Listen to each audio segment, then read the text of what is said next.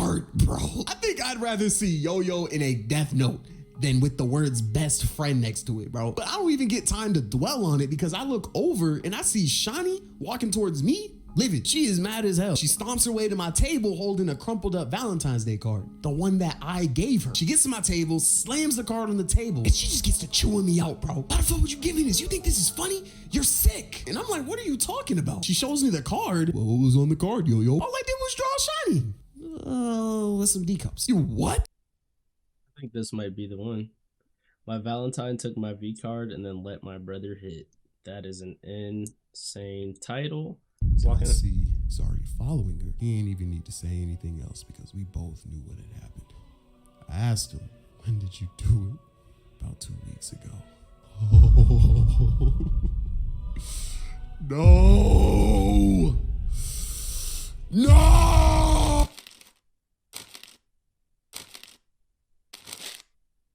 I have never been good at walking up to women. Like, I'm not bad at talking to them. I'm just really bad at initiating, starting stuff. Like, if I find a girl attractive, I don't even think I'm good at making it known that I find her attractive. Girls will talk about, oh my God, I saw the most beautiful guy at Target today. And it'll look like this. Pause. Bro, you can't be laughing, bro. The fuck? That's pretty funny, bro. What the hell? You can't be laughing. You can't be laughing. No, that was not. I'll say, yo, I went to Target and I saw the most beautiful looking girl. And it'll look like this. And I'm being so serious right now, bro. Niggas will talk about, oh, this girl was looking at me. So I had to holler and check her temperature. You know what I'm saying? No, because if a girl looks at me, the only temperature I'm checking is the damn weather app. But if a girl walks up to me, that's completely different. I have never struggled with that. But ironically, the problem used to be reversed. Like, I used to be the most bold shot taker when I was younger, bro. I'm talking half court, 3 on me. Ugh.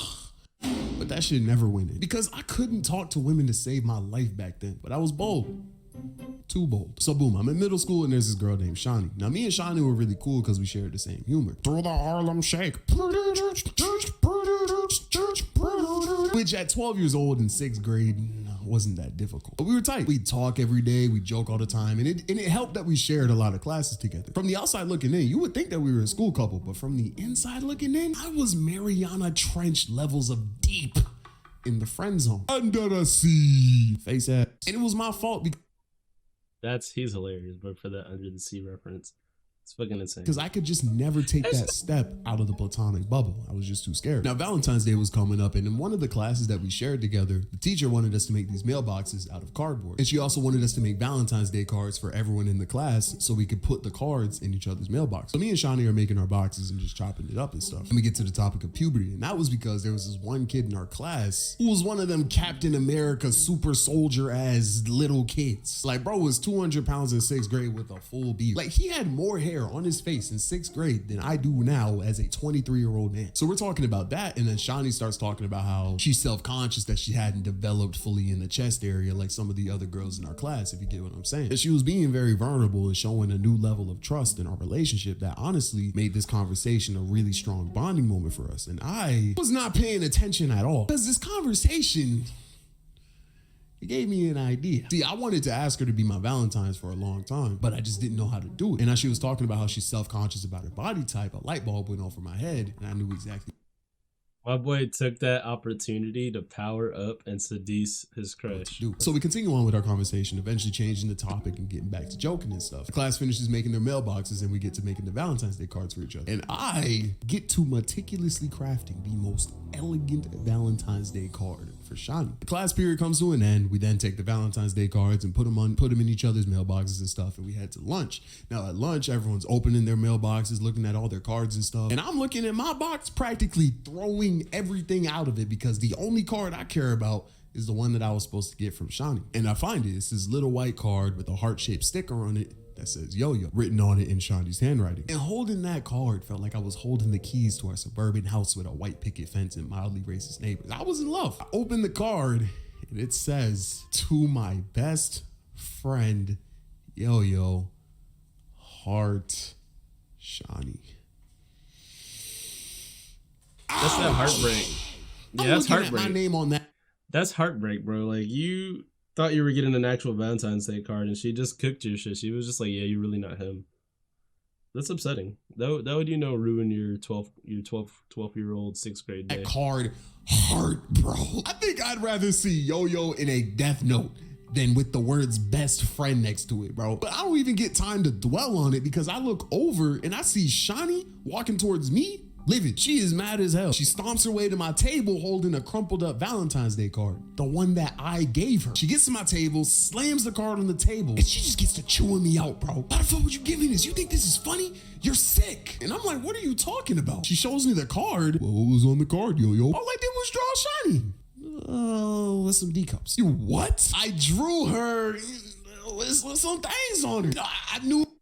That's hilarious. He was trying to like make her feel better, but in retrospect, that would literally make it worse if she's like self-conscious about it. It was something that she was self-conscious about, so I wanted to let her know like what her potential could be. But the only problem was like in 6th grade, I wasn't the best at drawing, so I'm pretty sure I drew her looking crazy. To this day, I still can't even draw boobs that well. So like I can only imagine what it looked like back then. But in my head, I thought it was a perfectly valid Valentine's Day card, but she did not agree. And that's what I mean when I say my heart was in the right place. I was bold. I just did not know what I was doing. And I just could not talk to women. So I spent that Valentine's Day alone. And that's how I would spend every Valentine's Day until the year 2020, when I had my first Valentine's and the day I lost my virginity. But it was not all sunshines and rainbows, because that was also the same day that my own brother became my Eskimo bro. Let's fast forward into 2020. Just moved into a new place in downtown Austin.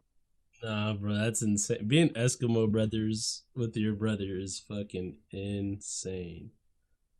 What the fuck? And as I've said in my previous Tinder videos, when I moved downtown, one of the main goals I had was to talk to people and just experience being an adult, because I was 20 at the time, but genuinely I had zero life experience. And one of the first things I did was hop straight to dating apps. Now, I know that's not the best approach, but you gotta give me some slack, because honestly, I think the way that most people build relationships is through either work, school, or hobbies.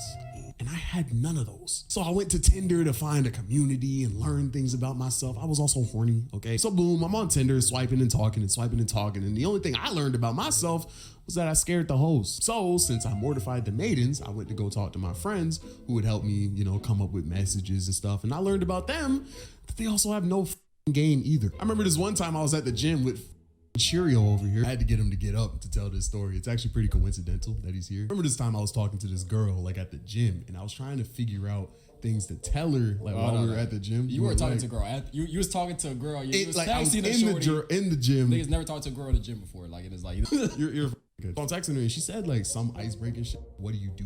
Or, like, what do you like to do? And I remember handing the phone to you and being like, yo, do you have any idea like what I should say? Yeah, I was like, yeah, let me cook. That's not what you said. So I slid my phone to him and I'm like, yo, could you let me come up with a response? And he goes, yeah, I got you. So I'm trying to think of like what I'm gonna send, but as I'm there fucking thinking, bro, I'm like, you know what? Let me finish my set first. So I put the phone in my pocket. I'm about to send some heat, bro. That's a fact. I'm about to send some heat. So he takes the phone, puts it in his pocket, does his set, and I see him go on his phone. So I go up to the bar. I'm doing my thing without a care in the world, because I'm like, we got the fucking Rizzler thinking of a message. So I finish my set, re-rack. I go back to Cheerio, and he is just down bad, bro. Nigga, I look at my phone, bro. My dick drops. I'm like, there's so many other body parts that can drop. Yo, let me do my thing, nigga. Yo, so I look at the phone, nigga. I got clapped so hard earlier in second ID ranked. I go up to him. I'm like, yo, did you think of anything to say? And he's like, bro, I'm not gonna lie. I'm sorry. Sorry. The fuck? I grabbed the phone. He gave the phone to his friend and his friend fumbled for him, bro. And I see straight gibberish on that hoe. She asked, what do you like to do? And this nigga deciphered it. Iggy Azalea freestyle. I'm looking at the phone and I'm like, bro, what happened? No, I don't know. I didn't turn off the phone when I put it in my pocket. I'm like, bro, shorty not even that bad, nigga. She not that bad. I swear to God, she not that bad. I didn't know. All right. So he starts immediately getting on the defensive after fumbling the bag. I just thought you was Jewish, bro. So By King users, yeah.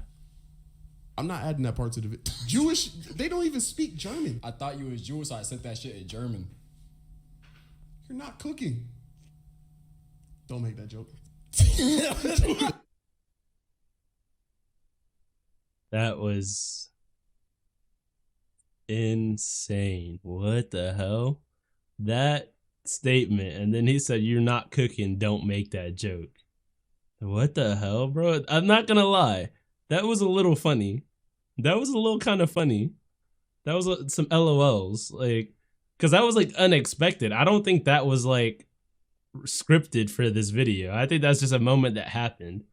That shit is very interesting. First times I even asked one of my friends to help me text a girl, they butt texted her. So I say that to say my friends were not much help days, and I had to learn everything by myself. So after weeks of trusting the process, awkward conversations, awkward dates, I finally landed this girl's number, Selena.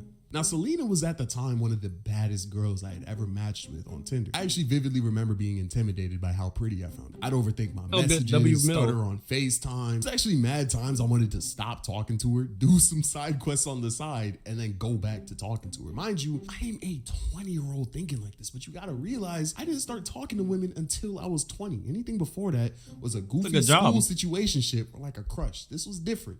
We were both adults without a curfew or parents to worry about, and I had my own place. I knew what was gonna happen at the end of the date if we landed a date, and I landed a date. W jobs, W date, moms. a sushi date. And in this economy, a sushi date is like me taking you to the damn Virgin Islands, no pun intended. They be taxing at them sushi places. So some time passes and the day of the date comes up, and I'm getting ready and thinking of what I'm gonna say. I'm getting the house set up. I'm doing push-ups, and I'm not gonna lie, I purchased candles. Candles at my living room. Okay, I'm gonna say this though. You should always have nice candles in your house. Make the house smell good for you. Of course you'll enjoy. Looking like Joe Biden's birthday cake. If you don't take that joke back, you ain't black. Today was gonna be the day my car got swiped. And I was mad nervous. Pulls up to the crib and we walk to the sushi spot because once again, I live downtown. We're walking to the spot, we get there. Actually, if you remember my sushi video, this was the same spot. We sit down and we eat and we chop it up, and surprisingly, I'm locked in. So we finish eating and we head back to the crib and throw on a movie. Actually, no, it wasn't a movie. We were watching Jujutsu Kaisen, and I remember that exclusively because I remember looking at it and overthinking when to kiss her because once again, I'm not good at making the first move. I'd like watch a scene and be like, okay. When he goes into the building, I'm gonna kiss her. What the fuck? He's already in there. Damn. Okay. When he says something, I'm gonna kiss her. Damn, talking to his. Okay. When they leave the building, I'm gonna kiss her. Why did they even walk in the building in the first? I'm like trying so hard to find like a pause in the show where I can like make my first move, but I just can't get my body to move and do it. But the fire thing about anime is that the intros are like 3 minutes long. So the next episode hits and the intro plays, and that's my moment. I go in for a kiss. We kiss. I'm just gonna say, W first date, sushi, and back to the brib for anime. It's a W first date or a W Valentine's Day date, I guess, whatever it was. And it was bad, obviously, as anyone's first time would be. Fun fact: I actually didn't even know what a bean was until like my 4th or 5th time doing it. This should give you a look at what my early sex life was like, but I'm not gonna dwell too much on that because it's kind of graphic. So I finish doing an absolutely terrible job and she leaves disappointed as hell. I actually don't think she talked to me after this date, but I ain't give a damn, bro. It took me 20 years, but I did it. My car. My boy said, I don't care if it was awful for you. I succeeded for me. Got swiped, so I'm going on my niggas like, yo. I like, oh, bro, I did my thing. I hit it with a Drake and nothing was the same, you dig? I'm telling this story like how 1800 historians tell United States history, bro. So as I'm doing my parade of phone calls, I call my younger brother. Not Stanley, my biological younger brother. Stanley's my half brother. The thing about my biological younger brother is that he is the polar opposite of me. He was 2 years younger than me, but he for sure swiped that card mad times. That nigga had an American Express black card. 850 credit. I hit him like, bro, I did it. No way. Swear to God. Oh, shit. Okay. Let me see her. I go to her IG to screenshot and show my brother. And I see he's already following her. Yo, it's taking you so long, bro. Let me see. I screenshot it. I send him the pic.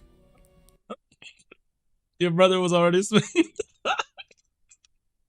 This is too funny, bro. Bro, you didn't. I did. He ain't even need to say anything else because we both knew what had happened. I asked him, when did you do it? About 2 weeks ago. Oh. No. No. Yeah, it was raps. But he wasn't even first. His brother had it first, and then he got it after. It's fucking insane. And the worst part, the worst part, I know he hit it better, bro. It was my first time. I was sick. Yeah. I don't really have too many W's from Tinder. So you think I have more W's actually meeting women in real life. But that's where you're wrong. There's one thing about me. I am a great planner / coordinator. Like if I have a problem, I will come up with a solution. Now, when it comes to enacting said solution, well, like Moist Critical, Kevin Hart, or Lil Uzi when he's not standing on his money, I fall short. So boom, I'm 17 and I just moved to Austin, Texas from South Carolina. My brothers and I arrived and we're waiting at the terminal to get picked up by my mom.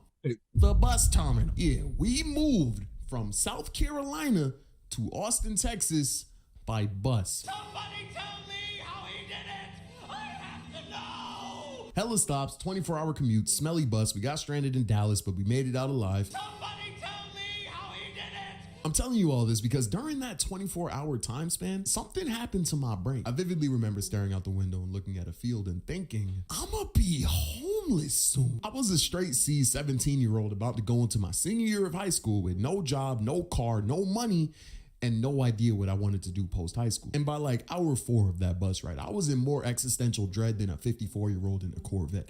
I was having a midlife crisis at the age of 17. So that drove me, pun intended, to make my first step towards content creation. I made this Instagram account that I started to post my art on. Now I've always drawn, but when I made that art account, it really motivated me to improve my craft and develop actual skill and a cohesive style. And it showed because months after, when I started the new school in Texas, my art teacher pulled me to the side, telling me that she liked my style and said I should go to it after. I got honey mustard. I got barbecue gang. Austin would go to learn from professional artists to improve their craft. Now I have a strict mom, and I was very confident that she was gonna. Oh, you can't even see it, this idea immediately. But to my surprise, she actually really liked the idea of me going to a camp and expressing myself. So she ended up driving me there, and it took place downtown at this museum. We pull up, I get out of the car, and I go into the building. And in true African American fashion, I was late. So when I get into the class, the teacher is already in the middle of a lesson and stuff. So I'm walking in looking for a seat and I realize this class is just filled with women. Not only women, but fine artsy women. This. W class, bro. Art camp is moving like that for him. Getting into the art class and was about to power up. This. Okay, my dog about to cook. Sucks. I am very much afraid of women at this point in my life, bro. So I walk down that aisle hitting the weather app calculator combination, making eye contact with no one. I sit down and I hear, all right, class, I'm gonna need you guys to pair up in groups of 2 so we can start the next drill. And hearing that in a class filled with people, no, not people, women. Hearing that in a class filled with women was petrifying to me. So everyone stands and starts pairing up, and I'm just aimlessly walking around trying to find someone to be my partner. And I hear, hey, I look up and there's this girl facing me and waving. Oh my God, you're here? Is she talking to me? I have no clue who this girl is, but she is seemingly mad excited to see me. I'm thinking maybe she's like a classmate of mine that I've never met or something. I know you hear me. What are you doing here? Well, my teacher said I should pull up. Do you want to be my partner? Jessica, oh my God, is that you? Becky, I didn't know you were coming. This girl was not talking to me. Bro, I'm dead. I'm actually dead. If this was to happen to me, I'd be so upset, bro. I'd be so upset. She was talking to someone behind me, and I know both of them saw me in the middle, waving like a dumbass, trying to start a conversation, and they disregarded my whole existence, bro. That's all I'm saying is they better chill with the disrespect, because the last person to get rejected at an art camp started camps of his own. So after that happens, I'm about ready to call it quits and just dip. But I bumped into nah, girl, bro. I could tell was as nervous. These jokes are crazy. She could tell that I was nervous as well, because we both sat down without a word, no hello or nothing, and just partnered up. Just relieved we could find a partner without having to look anymore. So everyone pairs up, and the instructor tells us that we have to draw our partner without looking at the paper and only looking at them. So we look at each other and make eye contact for the first time. And I can't lie, this girl was kind of fine. So we get to drawing each other, and eventually we get the courage to start talking. I mean, staring into someone's soul for 5 minutes is a great icebreaker. It's kind of hard to not start a conversation after looking at someone for so long. Helen Keller could never. So we finished drawing each other. Hers was asked, by the way, and we spend the rest of the class like learning and stuff. But I'm not gonna lie, me and let's name this girl Ash, me and Ash are just chatting the whole time, bro. We're talking about art, what we like, what school we go to, like all that. Fast forward to the end of class, and Ash asked, Fast forward to the end of class, and Ash asked to see my art. God damn. So I pull up my art Instagram on her phone and I follow myself. And I'm not gonna lie, that shit had me feeling like the smoothest to come out of South Carolina since Duke Dennis. Chop it up for a little bit more and then we go our separate ways. Now this art camp thing happened every Saturday. So during the next week, I'm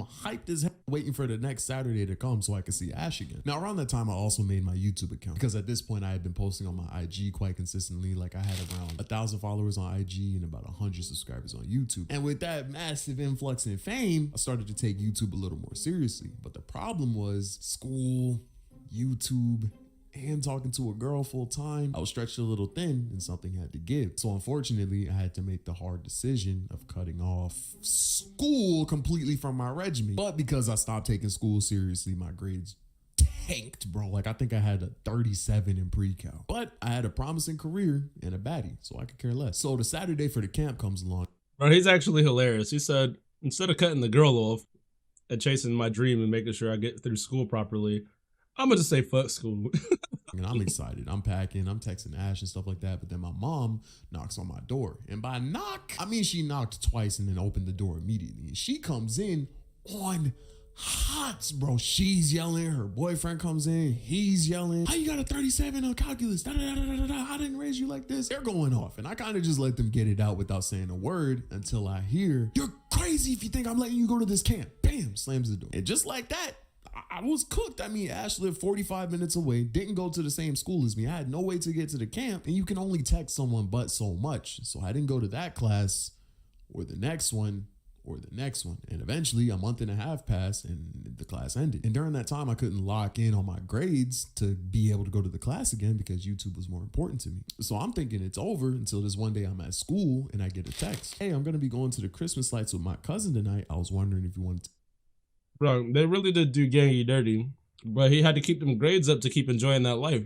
To go with me. Now my pre-cal grade right now is either a 37 or a number too low for me to want to openly admit on YouTube. So there was no way my mom was going to let me go. But this was my chance to see Ash again, and I was not going to miss it. And once again, if I have a problem, I'm going to come up with a solution. So I spent the rest of that class period making a plan. So the Christmas lights were at 10, which was around the time my mom gets home from work. And I knew if I could turn off my bedroom light and leave before 10, my mom would think I'm asleep. So I could go to the lights, and when I come home, I'll just go in through the back door because we had chickens. So if me opening the back door woke anyone up, I could just be like, yo, I was just checking on the chickens. So I had my way out and I had my way back. Now I just had to figure My boy had a whole master plan. He even involved the chickens, bro. out transportation. Now the lights took place in North Austin, which is a $30 Uber there and back. Well, I mean $60. And 17-year-old me had absolutely no motion. I was damn sedentary. So $60 was in no way feasible. But I did have a way that I could get $45 illegally. I'll tell you how I did that in a different story. Just stay with me. So I go get the $45 really quickly and continue on with my plan. So I was gonna have to spend $15 on a bus ticket there and then $30 on an Uber back. So I take the money that I got illegally. It was cash. This sounds sus as but I go to a CVS during my lunch break at the school. I sneak out, go to CVS. All the chickens is crazy, bro. I'm not gonna lie to you, bro. So I can pay for the Uber. He was wildin'. With cash. School ends, I go home, and the time for me to catch the bus hits. So I turn my bedroom light off, and on some Disney Channel like put covers like under my sheet. There's no way that would have worked, but turn the light off and I start walking a mile to the bus stop. I get on the bus, show the bus driver my ticket, he lets me in. I get on the bus, I put in my headphones and I'm chilling, bro. The fact that I was able to come up with this plan in the span of 6 hours, I was proud of myself, bro. Y'all think his mom found out he was gone immediately? Can't lie. I'm like, man, this plan really worked. I'm about to go see Ash again. Okay, my dog about to cook. And then I wake up, bro. Huh? I fell asleep on the bus, bro. It was like 10 p.m. and I pulled an all-nighter the night before to finish a video and post it. This girl gave me these plans last minute. I was tired. The bus stops at this bus stop terminal thing. You're only timed out for 30 seconds. No idea where I was. I decided to call Don't be putting links in there, bro. The Uber app to see if I can get home, and I can't afford the Uber home. So I'm late for the date, but I just got to see it through at this point. I checked the bus route that I'm on, and it's a completely different one than the one to get to the destination that I was trying to get to. However, I was only off by like a half mile. If I ran down the highway, I could try to make the next stop. So I get off that bus and I book it, bro. Mind you, it's like 10 p.m. I am literally running on the highway to try to get to this next stop. So I make it to the stop, and of course the bus is gone, bro. It's like 10:20. I'm in the middle of nowhere, late as Ash is texting me. It's a mess. And I'm just standing there with three choices. I either try to run and catch up to an automobile on foot, call my mom and tell her I snuck out and ask her to pick me up and die, or take the L and ask Ash to drive 30 minutes from the lights to me to pick me up and then take me 30 minutes back to the lights. And unfortunately, I go with that choice. So I go into a... Yeah, there's no way. You can't type .exe. Yeah, probably not, bro. It'll consider it a link. But to be honest, asking the girl is probably the better option if it was possible. But if it's not possible, my gangy just got cooked, bro. A Chinese restaurant on the side of the road, and I wait for Ash and them to pick me up. Car pulls up, I hop in, and no one is feeling me, bro. That car is awkward as fuck, bro. No one is saying anything. So after a long 30-minute drive, we finally make it to the Christmas lights. We get out, and me and Ash are like walking around looking at all the lights and stuff. In silence. No one is saying anything. She was way too mad, and I was way too embarrassed for the situation to not be awkward. Mind you, I've only met this girl once, and that was like a month and a half ago. I've never met her outside of camp, and her first impression of me was having to drive an hour to pick me up because I was too broke for an Uber and too stupid for a bus. So needless to say, it's really not going well. After about 10 minutes of silence and walking, we end up stopping, and I pull out my sketchbook and show her a drawing that I've been working on. And finally, after getting some common interest, we start chopping it up, and after a little while, I'm finally getting her. Okay, like, W's. stuff again. And it's finally going good. We start walking again, we finish touring the lights, and we end up sitting on this tree branch. And it was kind of a vibe. The wind is blowing in her hair, the Christmas lights are shining off of her face, our eyes are locked, almost in the same way they were when we first met. It was time. I grab her hand, I lean in. Oh my God, ew, no. She jerks back, here falling out of the tree that we were. Oh my God, ew, no is insane. Can you imagine being told that as you lean in for a kiss? And do you know how chopped you gotta be to make a girl lean back like she's in the Matrix, bro? I made this girl lean in an angle that only Michael Jackson himself could compete with. She gets out of the tree and then she's done, bro. She's like, I think I should go home. She runs to her cousin's car. She gets in the car and they're waiting for me to call my Uber back home. I call it and my car declines. I guess what I think happened was the fee to buy the Visa was more than I expected, and the $15 I spent on the bus ticket plus that left me with less than $30 to get the Uber back. So I'm sitting there damn near mentally scarring this girl. They had to drive an hour to pick me up. I'm like, you trying to drive me home? Mind you, I think we're like 45 minutes from my crib, bro. Ash says it and calls me an Uber, and I get in feeling absolutely defeated, bro. And needless to say, it did not work out after that. I'm in that. Damn, my boy really was going through it, y'all. Gang was really going through it. That's like a tough one.